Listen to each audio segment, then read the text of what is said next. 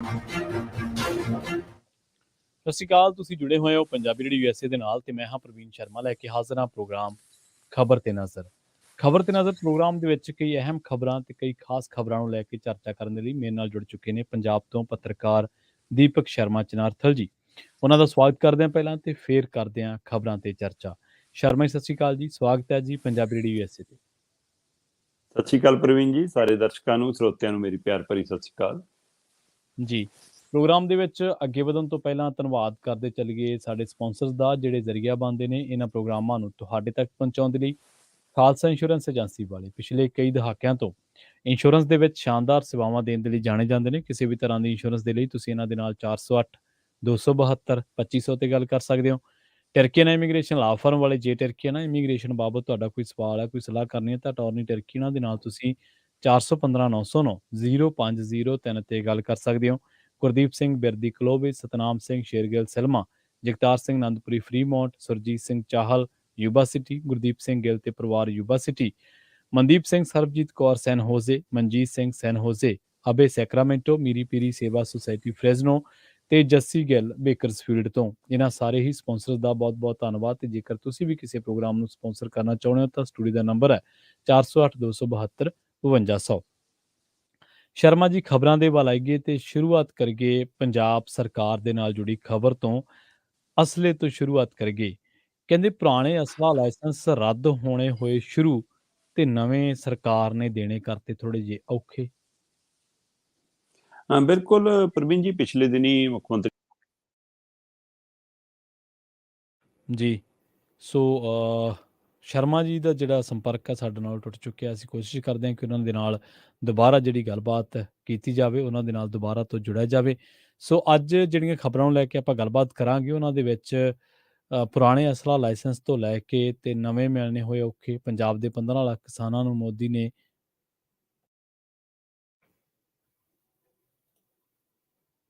ਹਾਂਜੀ ਜੀ ਪ੍ਰਵੀਨ ਜੀ, ਆਵਾਜ਼ ਆ ਰਹੀ ਹੈ?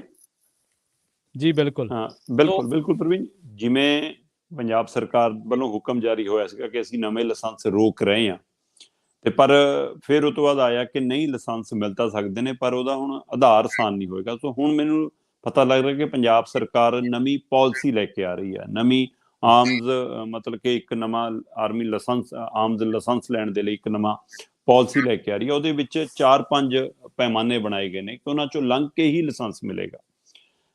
ਦੂਸਰੇ ਪਾਸੇ ਜਿਹੜੇ ਪਹਿਲਾਂ ਤੋਂ ਲਾਇਸੈਂਸ ਮਿਲੇ ਨੇ ਉਹਨਾਂ ਦੇ ਵਿੱਚੋਂ ਕਾਫੀ ਹੱਦ ਤੱਕ ਰੱਦ ਹੋਣ ਦੀ ਪ੍ਰਕਿਰਿਆ ਵੀ ਸ਼ੁਰੂ ਹੋ ਗਈ ਆ। ਮੈਨੂੰ ਪਤਾ ਲੱਗ ਰਿਹਾ ਕਿ 5000 ਦੇ ਕਰੀਬ ਅਸਲਾ ਲਾਇਸੈਂਸ ਪੰਜਾਬ 'ਚ ਹੁਣ ਤੱਕ ਰੱਦ ਹੋ ਚੁੱਕੇ ਨੇ। ਸੋ ਜਿੱਥੋਂ ਤੱਕ ਤਾਂ ਨਵੇਂ ਮਿਲਣ ਦੀ ਕਵਾਇਦ ਆ, ਉਹਦੇ ਵਿੱਚ ਅਸਲ 'ਚ ਕੀ ਸੀਗਾ ਕਿ ਅੱਗੇ ਤੁਹਾਡਾ ਕੱਚਾ ਐਡਰੈਸ ਹੈ, ਤੁਹਾਡਾ ਚਿੱਠੀ ਪੱਤਰ ਵਾਲਾ ਪਤਾ ਵੀ ਹੈ, ਉਸ ਪਤੇ ਦੇ ਉੱਤੇ SHO ਦੀ ਵੈਰੀਫਿਕੇਸ਼ਨ ਦੇ ਨਾਲ ਇਹ ਤੁਹਾਨੂੰ ਲਾਇਸੈਂਸ ਲੈਣ ਦਾ ਅਧਿਕਾਰ ਮਿਲ ਜਾਂਦਾ ਸੀ। ਜੀ ਬਿਲਕੁਲ। ਪਰ ਹੁਣ ਨਾ ਤਾਂ ਕੱਚੇ ਪੱਤੇ ਤੇ ਮਿਲੂਗਾ, ਨਾ SHO ਦੇ, ਥਾਣੇਦਾਰ ਦੇ, ਥਾਣਾ ਮੁਖੀ ਦੇ ਉਹਦੀ ਵੈਰੀਫਿਕੇਸ਼ਨ ਤੇ ਮਿਲੂਗਾ। ਹੁਣ ਤੁਹਾਡਾ ਐਡਰੈਸ ਪ੍ਰੂਫ ਪੱਕਾ ਹੋਣਾ ਚਾਹੀਦਾ।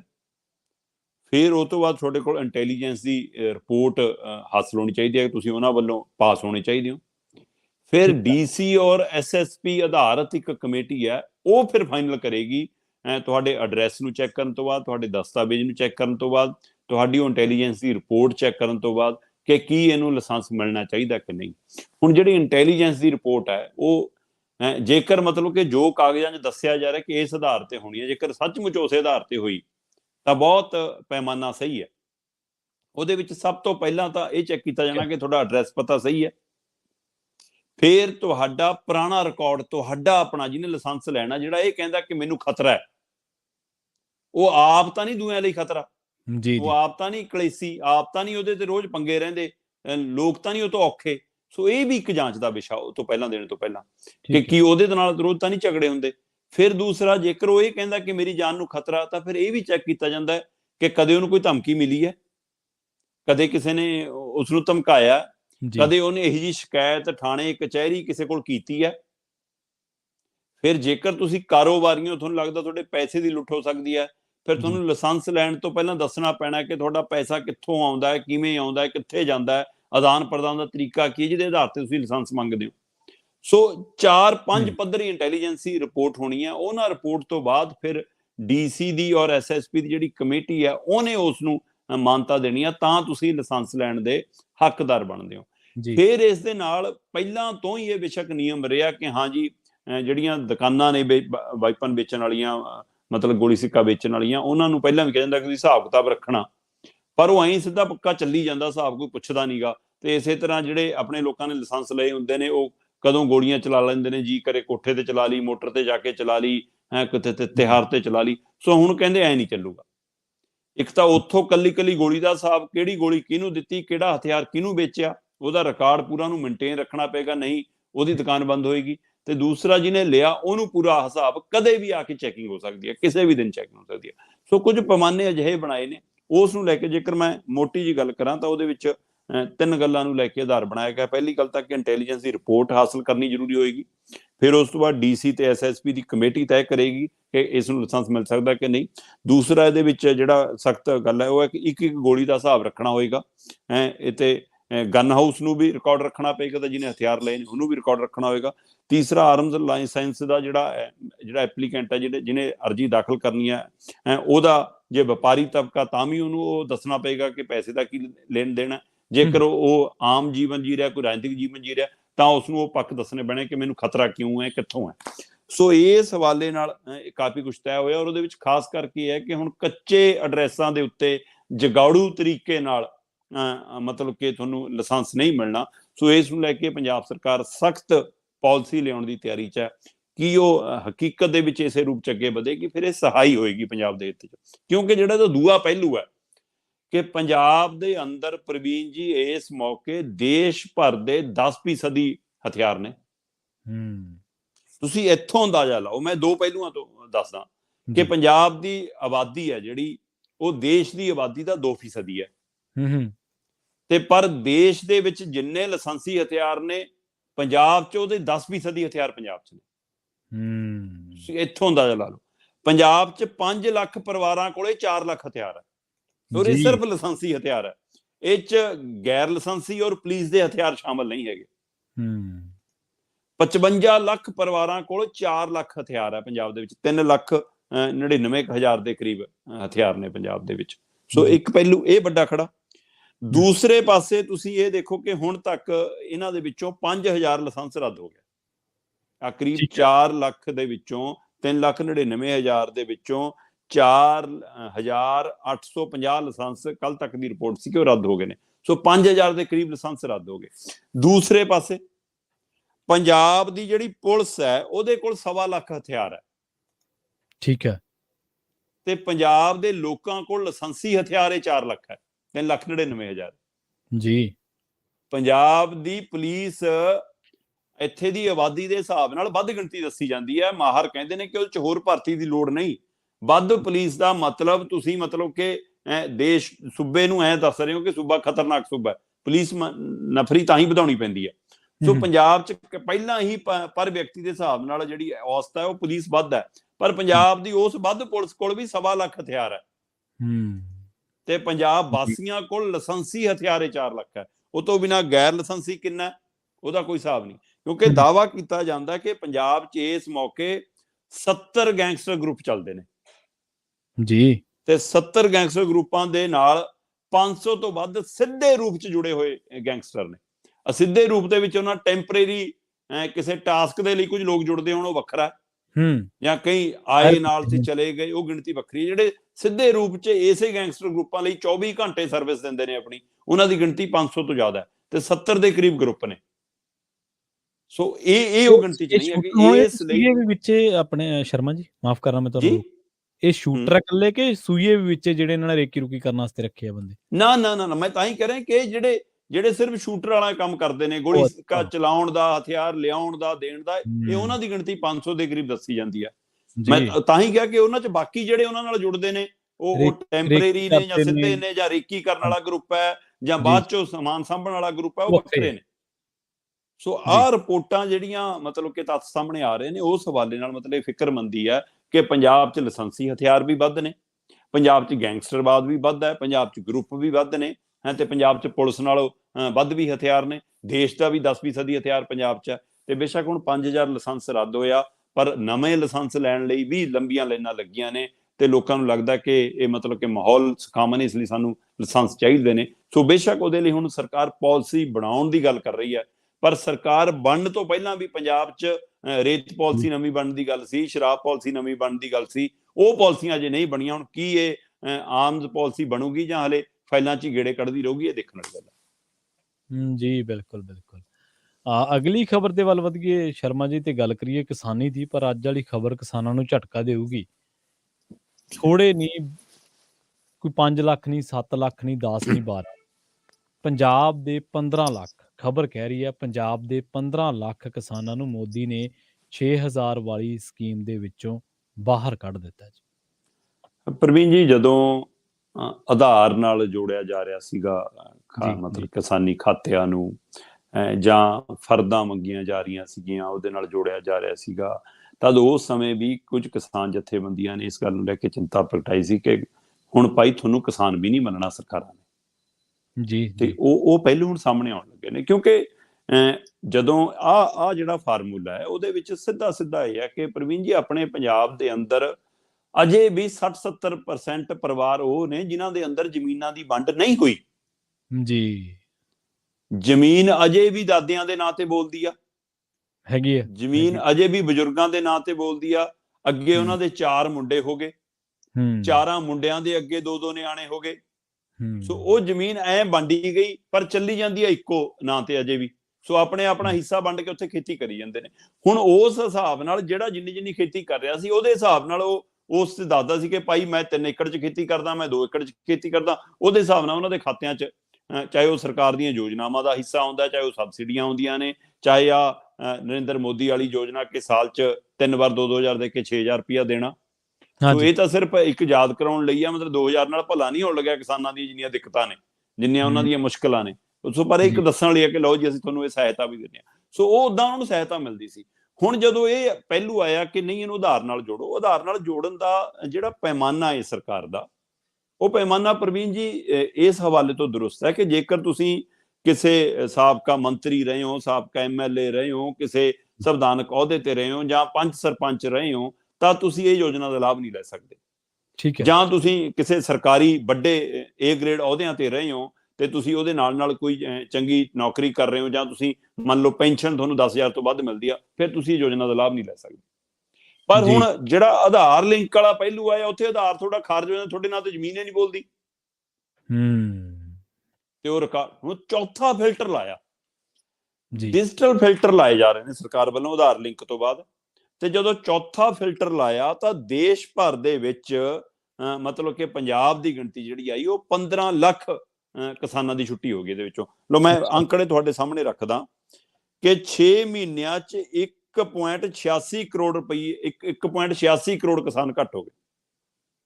ਠੀਕ ਹੈ। ਦੇਸ਼ ਭਰ ਦੇ, ਸਮੁੱਚੇ ਦੇਸ਼ ਦੇ ਵਿੱਚ ਚੌਥਾ ਡਿਜੀਟਲ ਫਿਲਟਰ ਜਦੋਂ ਸਰਕਾਰ ਨੇ ਲਾਇਆ ਤਾਂ ਉਹਦੇ ਨਾਲ ਜਿਹੜੇ ਕਿਸਾਨਾਂ ਨੂੰ 6000 ਰੁਪਇਆ ਸਾਲ ਦਾ ਮਿਲਦਾ ਸੀ ਪੂਰੇ ਮੁਲਕ ਦੇ ਵਿੱਚ, ਉਹਨਾਂ ਦੀ ਗਿਣਤੀ ਪਿਛਲੇ 6 ਮਹੀਨਿਆਂ ਦੇ ਦਰਮਿਆਨ ਹੀ ਲਗਭਗ 2 ਕਰੋੜ ਘਟ ਗਈ।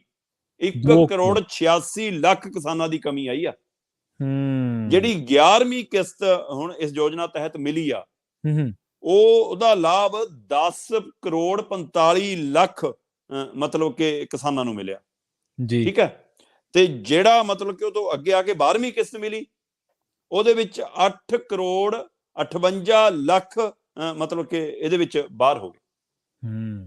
ਸੋ ਇਸ ਹਵਾਲੇ ਨਾਲ ਸਮਝੋ ਕਿ ਇਹ ਕਿਸਾਨ ਸਨਮਾਨ ਨਿਧੀ ਜਿਹੜੀ ਮਤਲਬ ਕਿ ਲਾਭ ਵਾਲੀ ਯੋਜਨਾ, ਉਹਨਾਂ ਦੀ ਗਿਣਤੀ ਘਟ ਕੇ 8 ਕਰੋੜ 58 ਲੱਖ ਰਹਿ ਗਈ। ਉਹਦੇ ਵਿੱਚ ਉਹ ਸਾਰੇ ਬਾਹਰ ਕਰ ਦਿੱਤੇ ਗਏ। ਸੋ ਇਸ ਹਵਾਲੇ ਨਾਲ ਜਦੋਂ ਆਪਾਂ ਦੇਖਦੇ ਹਾਂ ਤਾਂ ਇਹਦੇ ਵਿੱਚ ਤੁਸੀਂ ਦੇਖੋ ਕਿ ਜਿਹੜੀ ਇਹ ਯੋਜਨਾ ਮੈਂ ਦੇਖ ਰਿਹਾ ਸੀ, ਚੌਥਾ ਫਿਲਟਰ ਲੱਗਣ ਤੋਂ 58 ਲੱਖ ਕਿਸਾਨਾਂ ਦੀ ਗਿਣਤੀ ਘਟ ਗਈ। ਜੀ। ਸੋ ਕਿਤੇ ਉਹ ਗਿਣਤੀ ਮਤਲਬ ਕਿ ਪਹਿਲਾਂ 10 ਕਰੋੜ 45 ਲੱਖ ਸੀ, ਕਿਤੇ ਹੁਣ 8 ਕਰੋੜ 58 ਲੱਖ ਰਹਿ ਗਈ। ਸੋ ਉਹਦੇ ਵਿੱਚੋਂ ਸਿੱਧੀ ਉਹ ਗਿਣਤੀ ਘਟਣ ਦਾ ਨਤੀਜਾ ਹੈ ਕਿ ਉਹਦੇ ਵਿੱਚ ਪੰਜਾਬ ਵੀ ਆ ਗਿਆ। 15 ਲੱਖ ਦੇ ਕਰੀਬ ਜਿਹੜੇ ਕਿਸਾਨ ਘਟੇ ਨੇ, ਉਹਨਾਂ ਸੂਬਿਆਂ ਦੀ ਗਿਣਤੀ ਵੀ 5 ਤੋਂ ਕਰੀਬ ਹੈ।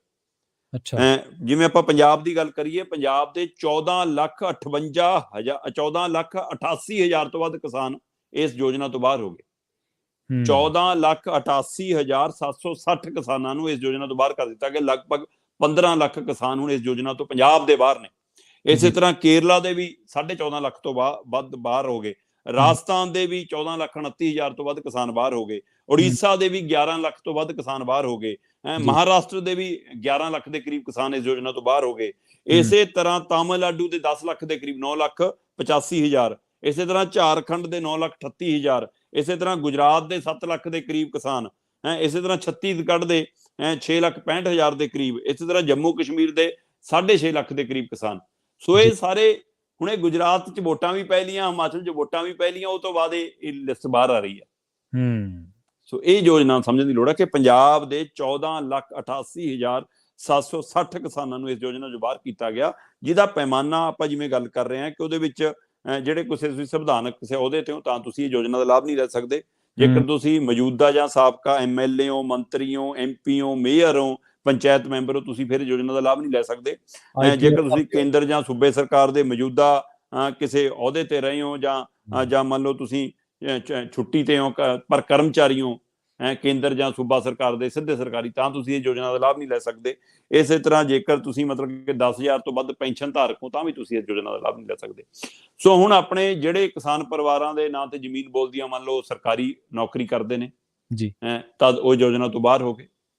ਜੇਕਰ ਕੋਈ ਰਿਟਾਇਰਡ ਫੌਜੀ ਆ ਉਹਦੇ ਨਾਂ ਤੇ ਜ਼ਮੀਨ ਬੋਲਦੀ ਆ ਤਾਂ ਉਹ ਬਾਹਰ ਹੋ ਗਏ, ਜਾਂ ਕਿਸੇ ਹੋਰ ਅਹੁਦੇ ਤੋਂ ਰਿਟਾਇਰਡ ਨੇ ਤਾਂ ਉਹਨਾਂ ਦੇ ਨਾਂ, ਜਿਹੜੇ ਪੰਚ ਸਰਪੰਚ ਨੇ ਹੁਣ ਆਧਾਰ ਦੇ ਲਿੰਕ ਨਾਲ ਉਹ ਬਾਹਰ ਹੋ ਗਏ।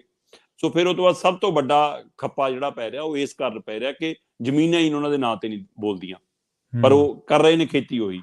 ਸੋ ਇਸ ਲਈ ਹੁਣ ਇਸ ਪਹਿਲੂ ਤੇ ਵੀ ਹੁਣ ਇੰਤਕਾਲ ਨਵੇਂ ਚੜਾਉਣੇ ਪੈਣਗੇ, ਉਹ ਸਾਰਾ ਕੁਝ ਜਾਨੂੰ ਸਮਾਂ ਲੱਗੂਗਾ, ਜਾਨੂੰ ਪਤਾ ਨਹੀਂ ਕਿੰਨੇ ਮਹੀਨੇ ਲੰਘ ਜਾਣ। ਸੋ ਇਹ ਇਕੱਲਾ ਇਸ ਯੋਜਨਾ ਦਾ ਮਸਲਾ ਨਹੀਂ ਹੈ, ਕਿਸਾਨਾਂ ਨੂੰ ਇਹਦੇ ਨਾਲ ਮਿਲਣ ਵਾਲੀਆਂ ਹੋਰ ਜਿਹੜੀਆਂ ਉਹਨਾਂ ਦੀ ਹੱਕੀ ਯੋਜਨਾ ਨੇ, ਜਿਹੜੀਆਂ ਸਬਸਿਡੀਆਂ ਨੇ, ਉਹਨਾਂ ਤੇ ਵੀ ਅਸਰ ਪੈਣਾ। ਸੋ ਇਹ ਉਸੇ ਤਰ੍ਹਾਂ ਦੀ ਗੱਲ ਹੈ ਜਿਵੇਂ ਪੰਜਾਬ ਸਰਕਾਰ ਕਹਿੰਦੀ ਸੀ ਲਾਲ ਲਕੀਰ, ਇਹ ਲਾਲ ਲਕੀਰ ਹੈ, ਇਹ ਨਰਿੰਦਰ ਮੋਦੀ ਨੇ ਹੁਣ ਲਾਲ ਲਕੀਰ ਮਾਰੀ ਹੈ।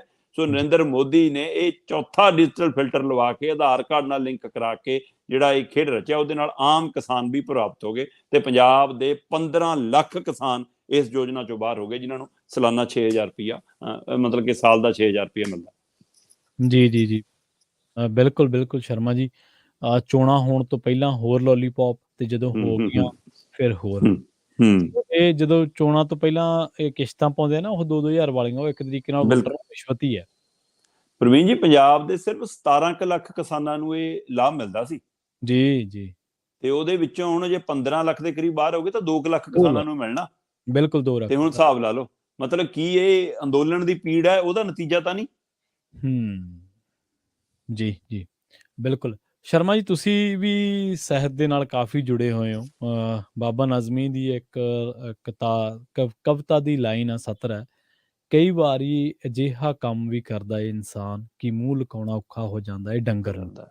ਹਾਂਜੀ, ਸੁਣਨ ਦੇ ਵਿੱਚ ਜਿਹੜੀ ਖਬਰ ਆ ਰਹੀ ਹੈ ਸੇਬਾਂ ਦੀ ਗੱਲ ਤਾਂ ਕੁਛ ਵੀ ਨਹੀਂ, ਇਹ ਗੱਲ ਸੇਬਾਂ ਤੋਂ ਵੀ ਵੱਡੀ ਹੈ। ਪਟਿਆਲਾ ਤੋਂ ਖਬਰ ਹੈ ਸ਼ਰਮਾ ਜੀ ਕਿ ਨਵ ਜੰਮੇ ਬੱਚਿਆਂ ਦੀ ਮੰਡੀ ਲੱਗਦੀ ਹੈ ਤੇ 60,000 ਦੇ ਵਿੱਚ ਖਰੀਦ ਕੇ ਇਹ 8 ਲੱਖ ਦੇ ਵਿੱਚ ਵੇਚਦਾ ਸੀ ਕੋਈ ਗਰੋਹ, ਉੱਥੇ ਪਰਦਾਫਾਸ਼ ਹੋਇਆ। ਰਵੀਨ ਜੀ, ਪੁਲਿਸ ਨੇ ਇੱਕ ਗਰੋਹ ਫੜਿਆ ਜੀ ਤੇ ਉਹਨਾਂ ਨੇ 2 ਬੱਚੇ ਵੀ, ਨਵਜੰਮੇ ਬੱਚੇ ਵੀ ਬਰਾਮਦ ਕੀਤੇ ਨੇ ਜੀ, ਤੇ ਉਹ ਇਸ ਗਰੋਹ ਦੇ ਵਿੱਚ ਦਰਜਨ ਦੇ ਕਰੀਬ ਲੋਕ ਫੜੇ ਗਏ ਨੇ।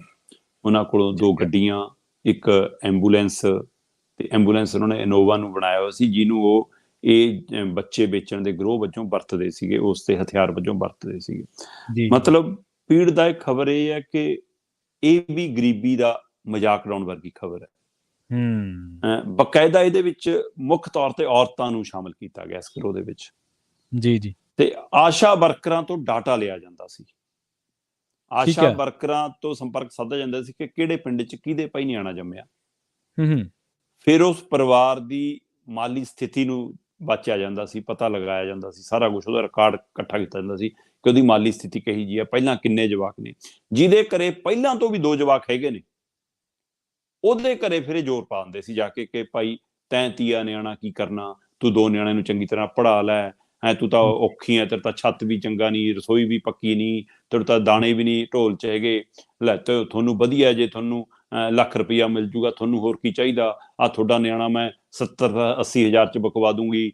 ਸੋ ਇਸ ਤਰ੍ਹਾਂ ਕੁੜੀ ਉਹ ਹੈ, ਕੀ ਕਰਨੀ ਹੈ, ਕੱਲ ਨੂੰ ਪਾਲੋਗੇ, ਪਹਿਰੇ ਦਓਗੇ, ਫਿਰ ਦਾਜ ਦਓਗੇ। ਸੋ ਉਹਨਾਂ ਨੂੰ ਏਦਾਂ ਭਰਮਾਇਆ ਜਾਂਦਾ ਸੀ ਕਿ ਉਹਨੂੰ ਲੱਗਦਾ ਸੀ ਕਿ ਉਹਨਾਂ ਮੂਹਰੇ ਨੋਟ ਰੱਖ ਦਿੱਤੇ ਜਾਂਦੇ ਸੀ ਤੇ ਲੋਕ ਜਿਹੜੇ ਗਰੀਬ ਤਬਕਾ ਵਿਚਾਰਾ ਜਿਹੜਾ ਮਤਲਬ ਕਿ ਜਵਾਕਾਂ ਨੂੰ ਪੂਰੇ ਲੀੜੇ ਵੀ ਲੈ ਕੇ ਦੇਣ ਦੀ ਸਮਰੱਥ ਨਹੀਂ ਰੱਖਦਾ। ਕਈ ਵਾਰ ਪਰ ਉਹ ਇਸ ਬਹਿਕਾਵੇ 'ਚ ਆ ਜਾਂਦਾ ਹੈ, ਉਹਨੂੰ ਲੱਗਦਾ ਕਿ ਇਸ ਸਮੇਂ ਦੇ ਬਹਿਣ ਦੇ ਵਿੱਚੋਂ ਬਹਿ ਜਾਂਦਾ ਤੇ ਇਹ ਖੇਡ ਚੱਲਦਾ ਰਿਹਾ। ਹੁਣ ਇਹ 6 ਮਹੀਨਿਆਂ ਦਾ ਰਿਕਾਰਡ ਅਜੇ ਸਾਹਮਣੇ ਆਇਆ ਕਿ 6 ਮਹੀਨਿਆਂ 'ਚ 6 ਬੱਚੇ ਇਸ ਗਰੋਹ ਨੇ ਵੇਚਤੇ ਸੀ। ਤੇ ਸਭ ਤੋਂ ਬੜੀ ਗੱਲ ਇਹ ਹੈ ਕਿ ਇਹ 60,000 ਤੋਂ ਲੈ ਕੇ 2.5 ਲੱਖ ਤੱਕ ਜਿੱਥੇ ਸੌਦਾ ਹੁੰਦਾ ਉੱਥੇ ਕਰ ਲੈਂਦੇ ਸੀ। 60,000 ਘੱਟੋ ਘੱਟ ਮੁੱਲ ਜ਼ਰੂਰ ਦਿੰਦੇ ਸੀ ਜਵਾਕ ਦਾ, ਠੀਕ ਹੈ, ਤੇ ਉਹਦਾ 2.5 ਲੱਖ ਤੱਕ ਵੀ ਜੇਕਰ ਦੇਣਾ ਪਵੇ ਉੱਥੇ ਤੱਕ ਉਹ ਮਨ ਪਟਾ ਲੈਂਦੇ ਸੀ। ਜੇ ਬੰਦੇ ਦਾ ਮਾੜਾ ਜਿਹਾ ਹਿਲਜੁਲ ਹੁੰਦੀ ਹੈ ਤਾਂ ਹੋਰ ਵਧਾ ਲਓ, ਹੋਰ ਵਧਾ ਲਓ। ਤੇ ਇਹਨਾਂ ਟਾਰਗੇਟ 2.5 ਲੱਖ ਤੱਕ ਨਿਆਣਾ ਖਰੀਦਣਾ ਹੀ ਖਰੀਦਣਾ। ਫਿਰ ਉਸ ਨਿਆਣੇ ਨੂੰ ਇਹ 60,000 ਤੋਂ ਲੈ ਕੇ 2.5 ਲੱਖ ਤੱਕ ਜਿਹੜੇ ਬੱਚੇ ਨੂੰ ਖਰੀਦਦੇ ਸੀ, ਉਹਨੂੰ 4 ਲੱਖ ਤੋਂ ਲੈ ਕੇ 8 ਲੱਖ ਤੱਕ ਵੇਚ ਦਿੰਦੇ ਸੀ, ਜਿੱਥੇ ਵਿਕ ਜਵੇ। ਸੋ ਇਹਦੇ ਵਿੱਚ ਇੱਕ ਹੋਰ ਨੁਕਤਾ ਦੇਖੋ ਕਿ ਕਿੰਨਾ ਗਹਿਰਾ ਹੈ ਪ੍ਰਵੀਨ ਜੀ। ਉਹ ਕਹਿੰਦੇ ਕਿ ਉਹ ਟਾਰਗੇਟ ਰੱਖਦੇ ਸੀ ਕਿ ਕੁੜੀਆਂ ਜ਼ਿਆਦਾ ਖਰੀਦਣੀਆਂ। ਹੁਣ ਉਹਦਾ ਪਹਿਲੂ ਆਮ ਬੰਦੇ ਨੂੰ ਇਹ ਸਮਝ ਆਉਂਦਾ ਕਿ ਉਹ ਸ਼ਾਇਦ ਇਸ ਲਈ ਕਿ ਅਜੇ ਵੀ ਸਾਡੇ ਸਮਾਜ 'ਚ ਲੋਕ ਕੁੜੀਆਂ ਨੂੰ ਭਾਰ ਸਮਝਦੇ ਨੇ, ਜਾਂ ਸਮਾਜਿਕ ਜਿਹੜੇ ਵਰਤਾਰੇ ਨੇ ਉਸ ਡਰ ਹੈ ਇੱਕ ਕਿ ਕੁੜੀਆਂ ਨੂੰ ਪਾਲਣਾ ਪੋਸਣਾ, ਬਾਅਦ ਚੋਂ ਬਾਹਰ ਪੜ੍ਹਨ ਲਿਖਣ ਲਈ ਭੇਜਣਾ, ਗਰੀਬ ਤਬਕੇ ਲਈ ਹੈ ਕਿ ਪਹਿਰਾ ਕਿਵੇਂ ਰੱਖਾਂਗੇ ਜੀ, ਕਿੱਥੇ ਸੰਭਾਲਾਂਗੇ ਜੀ, ਹੈ ਨਾ। ਸੋ ਇਸ ਲਈ ਜਾਂ ਵਿਆਹ ਦੇਣ ਲੱਗੇ ਦਾਜ ਦਾ ਝਮੇਲੇ ਮੁੱਕਣ ਤੋਂ ਐਂ ਪੈਸੇ ਦੇ ਕੇ ਕਮਾ ਲਓ, ਇਹ ਪਹਿਲੂ ਇਹ ਸਮਝ ਆਉਂਦਾ। ਪਰ ਇੱਥੇ ਗਰੋਹ ਦਾ ਕੁੜੀਆਂ ਖਰੀਦਣ ਦਾ ਨੁਕਤਾ ਦੂਸਰਾ ਸੀ ਜੀ।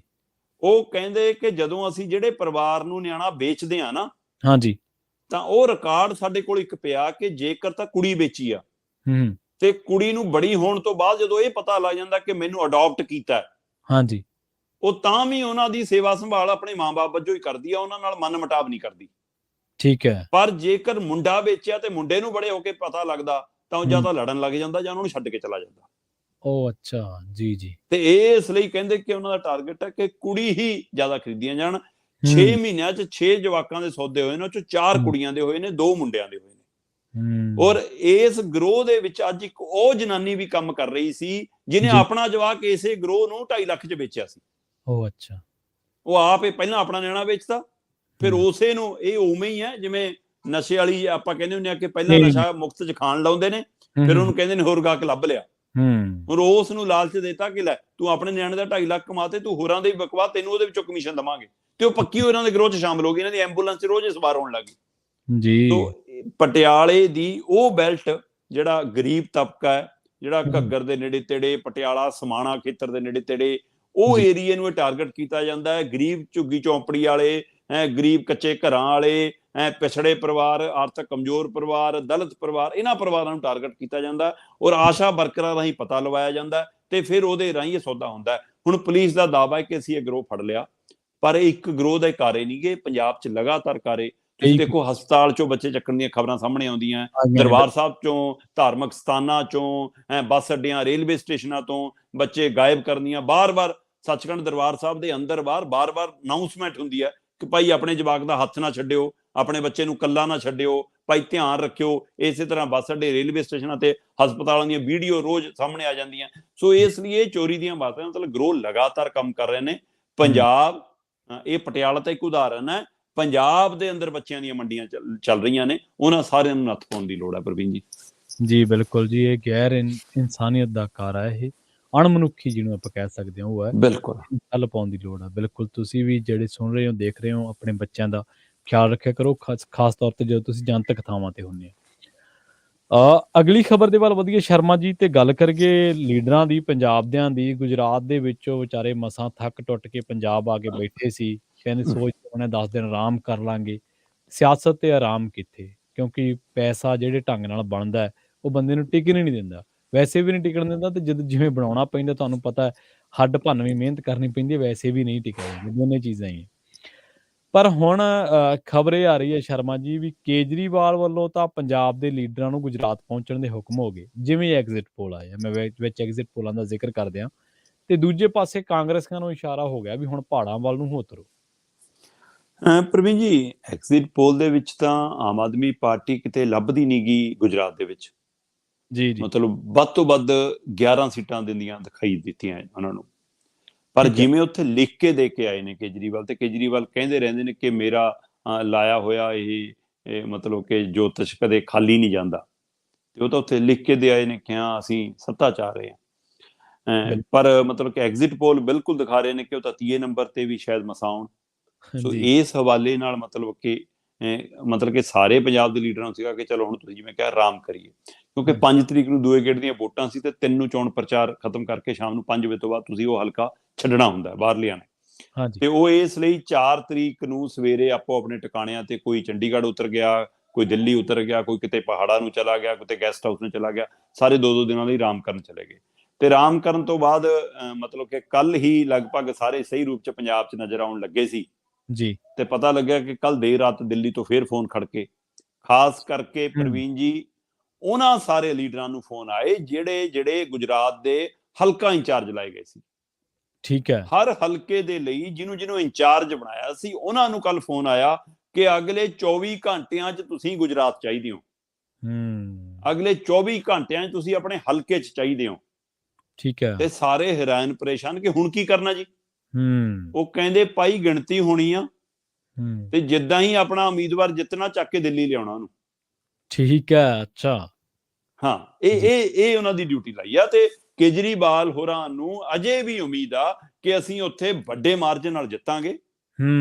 ਔਰ ਜੇਕਰ ਸਰਕਾਰ ਨਹੀਂ ਬਣਾ ਪਾਉਂਦੇ, ਪਰ ਜਿਹੜੀ ਸਰਕਾਰ ਬਣਨੀ ਹੈ ਉਹਨੂੰ ਸ਼ਾਇਦ ਸਾਡੇ ਸਹਾਰੇ ਦੀ ਲੋੜ ਪੈ ਜਾਵੇ, ਸਾਡੇ ਐਮਐਲਏ ਖਰੀਦ ਨਾ ਲੈਣ। ਉਹਨਾਂ ਨੂੰ ਇਹ ਲੱਗਦਾ ਕਿ ਉੱਥੇ ਪੂਰਨ ਬਹੁਮਤ ਨਹੀਂ ਮਿਲ ਰਿਹਾ ਬੀਜੇਪੀ ਨੂੰ। ਜੀ ਜੀ ਜੀ ਜੀ ਕੇਜਰੀਵਾਲ ਦਾ ਅੰਦਾਜ਼ਾ ਹੈ, ਕੇਜਰੀਵਾਲ ਦੀ ਆਪਣੀ ਰਿਪੋਰਟ ਇਹ ਕਹਿੰਦੀ ਹੈ ਕਿ ਬੀਜੇਪੀ ਪੂਰਨ ਬਹੁਮਤ ਉੱਥੇ ਹਾਸਲ ਨਹੀਂ ਕਰ ਰਹੀ, ਉਸ ਨੂੰ ਐਮਐਲਏ ਤੋੜਨੇ ਪੈਣੇ ਆ, ਖਰੀਦਣੇ ਪੈਣੇ ਆ, ਸਹਾਰਾ ਲੈਣਾ ਪੈਣਾ।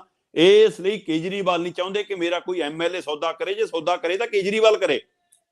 ਵਾਹ, ਐਮਐਲਏ ਕਿਉਂ ਕਰੇ ਜੀ।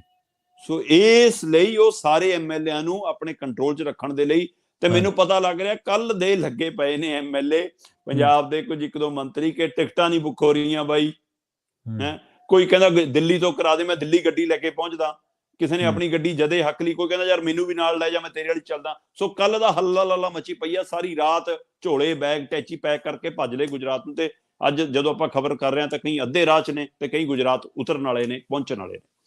ਸੋ ਇਸ ਲਈ ਜਿਹਨਾਂ ਨੂੰ ਅੱਜ ਹਦਾਇਤ ਹੋ ਗਈ ਹੈ, ਕਿਉਂਕਿ ਕੱਲ ਨੂੰ ਗਿਣਤੀ ਆ ਸਵੇਰੇ, ਤੇ ਅੱਜ ਹੀ ਜਾ ਕੇ ਉਹਨਾਂ ਨੂੰ ਕਹਿ ਦਿੱਤਾ ਕਿ ਆਪਣੇ ਆਪਣੇ ਉਮੀਦਵਾਰਾਂ ਨਾਲ ਜੁੜ ਜਾਓ, ਉਹਨਾਂ ਨਾਲੇ ਰਹਿਣਾ, ਅਟੈਚ ਰਹਿਣਾ। ਗਿਣਤੀ ਨਾ ਰੱਖਣੀ, ਜਿੱਦਾਂ ਹੀ ਜਿੱਤਣ ਹਾਰ ਪਾਉਣੇ ਆ, ਵਧਾਈਆਂ ਦੇਣੀਆਂ, ਮੀਡੀਆ ਤਸਵੀਰਾਂ ਦਿਖਾਉਣੀਆਂ, ਉਹ ਤੋਂ ਬਾਅਦ ਉਹਨੂੰ ਉੱਥੋਂ ਗਾਇਬ ਕਰ ਲੈਣਾ ਜੀ। ਤੇ ਗਾਇਬ ਹੋ ਕੇ ਤੈਅ ਅੱਡੇ ਤੇ ਪਹੁੰਚਣਾ। ਅੱਡਾ ਸਾਨੂੰ ਤਾਂ ਨਹੀਂ ਪਤਾ ਇਹ ਉਹਨਾਂ ਹਲਕੇ ਇੰਚਾਰਜਾਂ ਨੂੰ ਹਜੇ ਦੱਸਿਆ ਕਿ ਨਹੀਂ ਦੱਸਿਆ, ਕਿਉਂਕਿ ਜਦੋਂ ਛਾਪਾ ਮਾਰਨਾ ਹੁੰਦਾ ਨਾ ਤਾਂ 1-2 ਅਧਿਕਾਰੀਆਂ ਨੂੰ ਪਤਾ ਹੁੰਦਾ, ਬਾਕੀਆਂ ਨੂੰ ਤਾਂ ਬਸ ਇਹ ਹੁੰਦਾ ਕਿ ਗੱਡੀ ਮਗਰ ਲਾ ਲਓ। ਸੋ ਹੁਣ ਪਤਾ ਨਹੀਂ ਉਹ ਹਲਕਾ ਇੰਚਾਰਜਾਂ ਨੂੰ ਵਜੇ ਦੱਸਿਆ ਕਿ ਨਹੀਂ। ਇਹੀ ਕਿਹਾ ਹੋਵੇ ਕਿ ਦਿੱਲੀ ਲਿਆਓ, ਦਿੱਲੀ ਤੋਂ ਬਾਅਦ ਦੱਸਾਂਗੇ ਅੱਗੇ ਕਿੱਥੇ ਲੈ ਕੇ ਆਉਣਾ। ਬਿਲਕੁਲ। ਤੇ ਇਸ ਲਈ ਆਮ ਆਦਮੀ ਪਾਰਟੀ ਤਾਂ ਇਸ ਨਤੀਜਿਆਂ ਨੂੰ ਐਵੇਂ ਦੇਖ ਰਹੀ ਹੈ, ਪਰ ਨਤੀਜੇ ਕੀ ਆਉਣਗੇ ਇਹ ਸਾਫ਼ ਹੋ ਜਾਏਗਾ। ਪਰ ਅੱਜ ਦਿੱਲੀ ਨਗਰ ਨਿਗਮ ਦੇ ਨਤੀਜੇ ਨੇ, ਉਹਦੇ ਪਰ ਸਾਰਿਆਂ ਦੀ ਅੱਖ ਆ ਤੇ ਉੱਥੇ ਇਸ ਵਾਰ ਲੱਗ ਰਿਹਾ ਕਿ ਸ਼ਾਇਦ ਬੀਜੇਪੀ ਇੰਨੇ ਲੰਬੇ ਸਮੇਂ ਤੋਂ ਨਗਰ ਨਿਗਮ ਤੇ ਕਾਬਜ਼ ਸੀ, ਇਸ ਵਾਰ ਉਹਦਾ ਕਬਜ਼ਾ ਸ਼ਾਇਦ ਟੁੱਟ ਜਾਵੇ, ਉੱਥੇ ਆਮ ਆਦਮੀ ਪਾਰਟੀ ਆ ਜਾਵੇ। ਪਰ ਹਿਮਾਚਲ ਦੇ ਵਿੱਚ ਜਿਵੇਂ ਨਤੀਜੇ ਦੱਸ ਰਹੇ ਨੇ, ਉੱਥੇ ਬਹੁਤ ਨੇੜਲਾ ਫਸਮਾ ਟੱਕਰ ਹੈ ਤੇ ਉੱਥੇ ਕਾਂਗਰਸ ਨੂੰ ਲੱਗਦਾ ਕਿ ਸਾਡੇ ਐਮਐਲਏ ਅਤੇ ਜਿਹੜੇ ਜਿੱਤਣ ਜਾ ਰਹੇ ਨੇ ਉਹਨਾਂ ਤੇ ਬਾਜ਼ ਪੈ ਸਕਦੇ ਆ, ਕਿਉਂਕਿ ਜਿਵੇਂ ਐਗਜ਼ਿਟ ਪੋਲ ਬਹੁਤ ਨੇੜੇ ਦੱਸਦੇ, ਉੱਥੇ ਵੀ ਹੋ ਸਕਦਾ ਪੂਰਨ ਬਹੁਮਤ ਕਿਸੇ ਨੂੰ ਨਾ ਮਿਲੇ, ਹੋ ਸਕਦਾ ਬੀਜੇਪੀ ਬਹੁਮਤ ਦੇ ਨੇੜੇ ਪਹੁੰਚ ਜਾਵੇ, ਹੋ ਸਕਦਾ ਕਾਂਗਰਸ ਨੇੜੇ ਪਹੁੰਚ ਜਾਵੇ। ਇਸ ਲਈ ਜਿਹੜੇ ਪੰਜਾਬ ਤੋਂ ਚਾਹੇ ਕੋਟਲੀ ਇੰਚਾਰਜ ਨੇ, ਚਾਹੇ ਹੋਰ ਇੰਚਾਰਜ ਲਾਏ ਗਏ ਨੇ, ਉਹਨਾਂ ਨੂੰ ਹਦਾਇਤ ਹੋਗੀ ਕਿ ਭਾਈ ਐਮਐਲਏ ਦੇ ਨਾਲ ਜਾ ਕੇ ਬਹਿ ਜਾਓ, ਉਮੀਦਵਾਰ ਐਮਐਲਏ ਜਿਹੜੇ ਬਣਨ ਜਾ ਰਹੇ ਨੇ ਉਹਨਾਂ ਦੇ ਨਾਲ। ਇਹਨਾਂ ਨੂੰ ਵੀ ਲੱਗਦਾ ਕਿ ਸਾਡੇ ਐਮਐਲਏ ਠੀਕ ਠਾਕ ਗਿਣਤੀ 'ਚ ਆ ਜਾਣਗੇ ਤੇ ਉਹਨਾਂ ਨੂੰ ਤੁਰੰਤ ਚੰਡੀਗੜ੍ਹ ਲਿਆਓ। ਤੇ ਚੰਡੀਗੜ੍ਹ ਤੋਂ ਅੱਗੇ ਮੈਨੂੰ ਪਤਾ ਲੱਗ ਰਿਹਾ ਕਿ ਰਾਜਸਥਾਨ ਨੂੰ ਰੱਖਣ ਦੀ ਤਿਆਰੀ ਹੈ ਜੀ। ਅੱਛਾ, ਤੋ ਇਹ ਕਾਂਗਰਸ ਨੇ ਵੀ ਤਿਆਰੀ ਕਰ ਲਈ। ਸੋ ਪਹਾੜਾਂ ਤੋਂ ਉਤਾਰ ਕੇ ਉਹ ਰਾਜਸਥਾਨ ਲਿਆਉਣੇ ਨੇ। ਤੇ ਹੁਣ ਇਹ ਦੇਖਦੇ ਆ ਕਿ ਬਾਕੀ ਸਾਰਾ ਕੁਝ ਸਵੇਰ ਤੇ ਤੈਅ ਆ। ਤੇ ਜੇਕਰ ਬੁਰੀ ਤਰ੍ਹਾਂ ਹਵਾ ਨਿਕਲ ਗਈ ਕਿਸੇ ਵੀ ਪਾਰਟੀ ਦੀ, ਫਿਰ ਐਮਐਲਏ ਢੋਣ ਦੀ ਵੀ ਲੋੜ ਨਹੀਂ ਪੈਣੀ। ਤੇ ਜੇਕਰ ਮੁਕਾਬਲੇ 'ਚ ਰਹੇ, ਫਿਰ ਸਾਰਿਆਂ ਨੂੰ ਆਪਣੇ ਆਪਣੇ ਐਮਐਲਏ ਸਾਹਮਣੇ ਪੈਣੇ ਨੇ। ਸੋ ਇਸ ਲਈ ਇਹ ਤਿਆਰੀ ਹੈ ਜੀ ਆਮ ਆਦਮੀ ਪਾਰਟੀ ਨੇ ਗੁਜਰਾਤ ਦੀ, ਤੇ ਕਾਂਗਰਸੀਆਂ ਨੇ ਪਹਾੜ ਚੜ੍ਹਨੇ ਸ਼ੁਰੂ ਕਰ ਦਿੱਤੇ ਨੇ ਕਿ ਸਾਨੂੰ ਆਪਣੇ ਆਪਣੇ ਐਮਐਲਏ ਲੁਕਾਉਣੇ ਪੈ ਸਕਦੇ ਆ ਜੀ। ਹੈਰਾਨੀ ਦੀ ਗੱਲ ਇਹ ਹੈ ਸ਼ਰਮਾ ਜੀ, ਪਹਿਲਾਂ ਤਾਂ ਜਿਹੜੇ ਪੰਜਾਬ ਦੇ ਵਿੱਚ ਆਪਰੇਸ਼ਨ ਲੋਟਸ ਦੀਆਂ ਗੱਲਾਂ ਸੁਣਦੇ ਰਹੇ, ਕਹਿੰਦੇ ਸਾਨੂੰ ਫੋਨ ਆਉਂਦੇ ਆ ਜੀ, ਸਾਨੂੰ ਫਲਾਂ ਪਰਚਾ ਕੇਸ ਦਰਜ ਕੋਈ ਨਹੀਂ ਕਰਾਇਆ ਸੀ ਸ਼ਾਇਦ, ਜੇ ਮੈਂ ਗਲਤ ਨਾ ਹੋਵਾਂ। ਬਿਲਕੁਲ।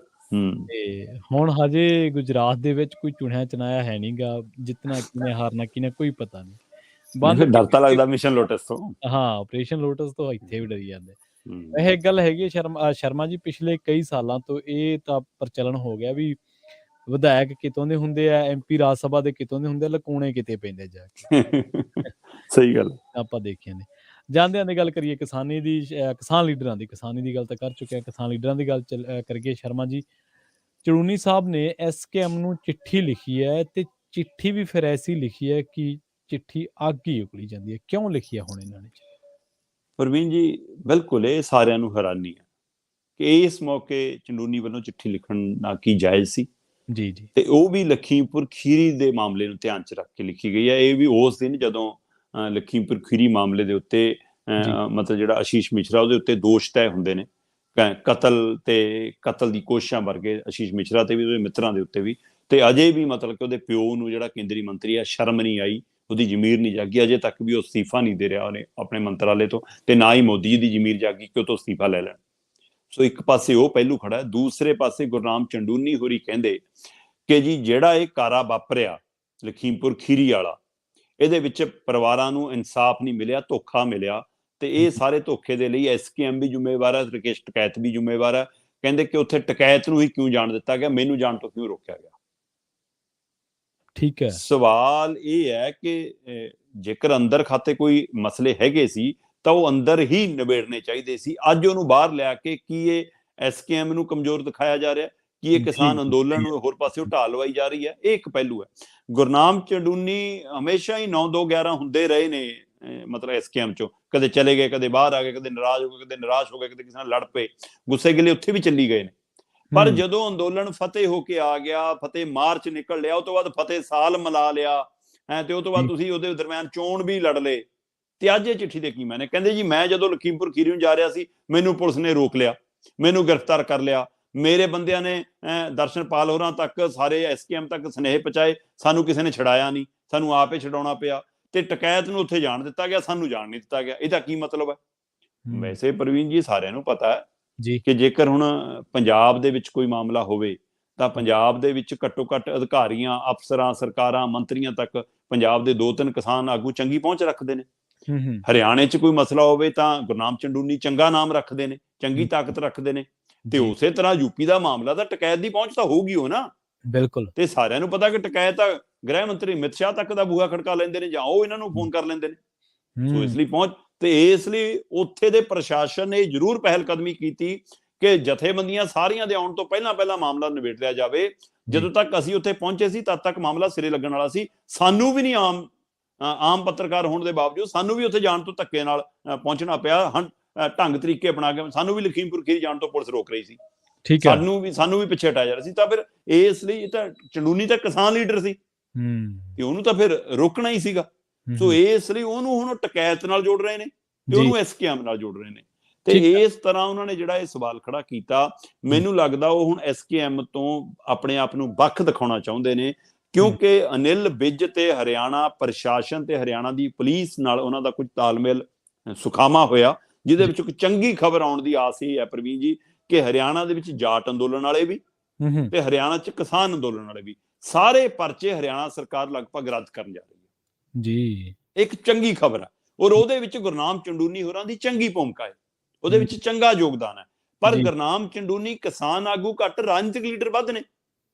ਉਹ ਪਹਿਲਾਂ ਵੀ ਚੋਣ ਲੜ ਚੁੱਕੇ ਨੇ, ਉਹ ਪਹਿਲਾਂ ਵੀ ਜੋਗਿੰਦਰ ਯਾਦਵ ਦੀ ਪਾਰਟੀ 'ਚ ਸਰਗਰਮ ਰਹਿ ਚੁੱਕੇ ਨੇ, ਉਹ ਫਿਰ ਆ ਵਿਧਾਨ ਸਭਾ ਚੋਣਾਂ ਲੜਨ ਪੰਜਾਬ ਤੱਕ ਆ ਗਏ ਸੀ। ਕਾਹਲ ਇੰਨੀ ਸੀ ਕਿ ਸ਼ਾਇਦ ਇੱਥੋਂ ਹੀ ਮੈਂ ਐਮਐਲਏ ਬਣ ਜਾਵਾਂ।